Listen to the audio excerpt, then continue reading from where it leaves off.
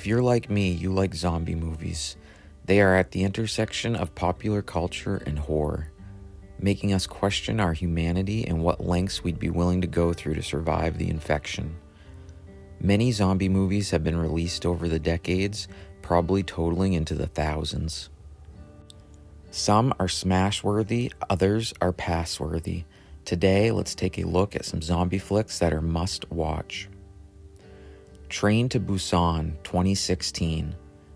This South Korean action horror movie is definitely a must-watch. Since its release, it has created much buzz in the zombie universe.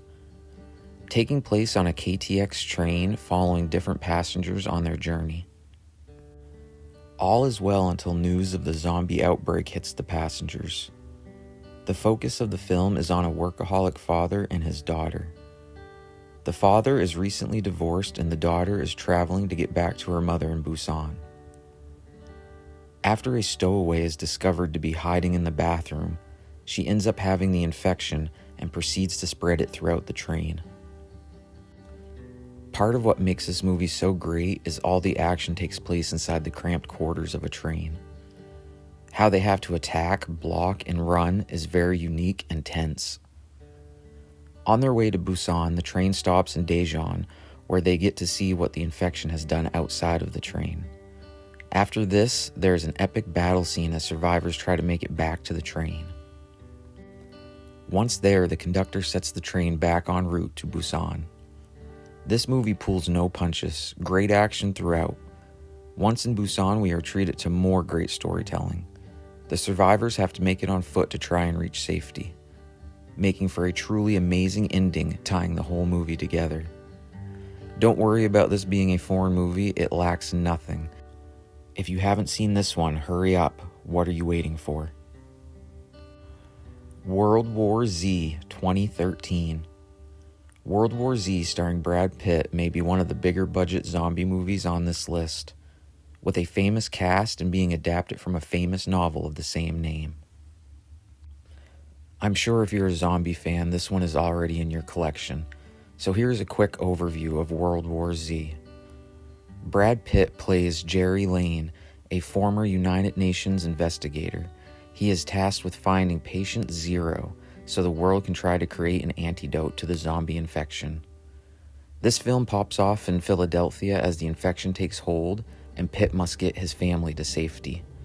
He notices that the infection only takes 12 seconds to turn its victims. And that's a huge theme in this movie. Everything is fast, the action and the zombies. To some traditionalists, this may throw you off, the fact that the zombies are so fast and so many can swarm at once, they can actually build structures like ladders out of their own bodies. Even though the zombies are not slow and lumbering, fast zombies are here to stay, and this movie definitely has them. The movie travels to Jerusalem, where the action heats up. It is here that Pitt's character makes a scientific discovery as he watches a horde of zombies actually part like the Red Sea around a young boy instead of devouring him. Figuring out why is one of the coolest parts of this movie. The boy was sick with a terminal illness. Pitt later realizes the zombies only want to infect the healthy, since the sick will die soon anyway.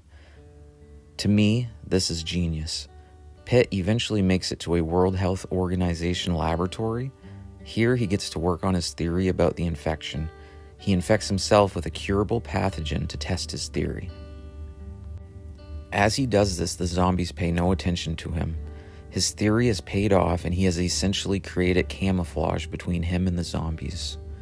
This one really pushes the idea of what zombies are and what capabilities they possess. 28 Days Later, 2002.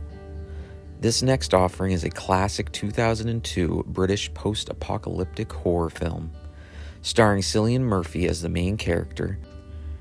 He wakes from a coma to find he is the only person around. He soon has to adapt to the fast-changing surroundings as he finds the world has gone mad and turned the citizens of England into flesh-eating monsters. After realizing these horrors in a church, he meets up with more survivors as they travel through England to try to make it to safety, leaving London behind. Jim, the character played by Murphy, meets up with Selena, a hard-edged survivor.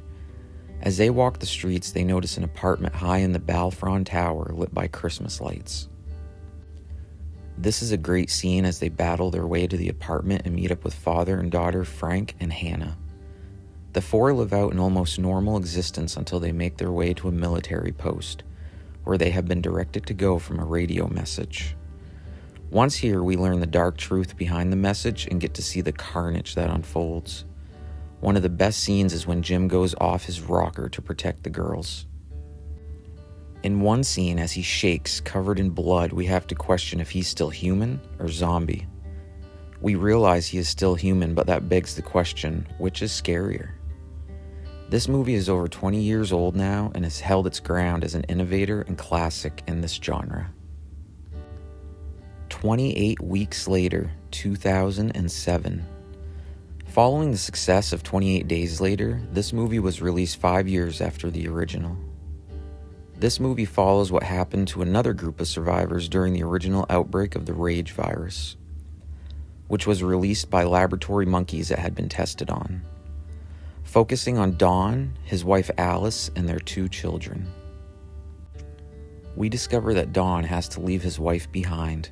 We are torn as viewers because Don loves his wife and tries to save her, but as the zombies approach, he basically leaves her to her fate in a moment of weakness. Then we fast forward 28 weeks later after the infection has cooled down. Don is trying to raise his children in this aftermath. Soon the children go into the restricted zone, back to their old house to try to find a picture of Alice so that they won't forget what she looked like. Unbelievably, as they make their way through the flat, Alice is found still alive, although not completely normal.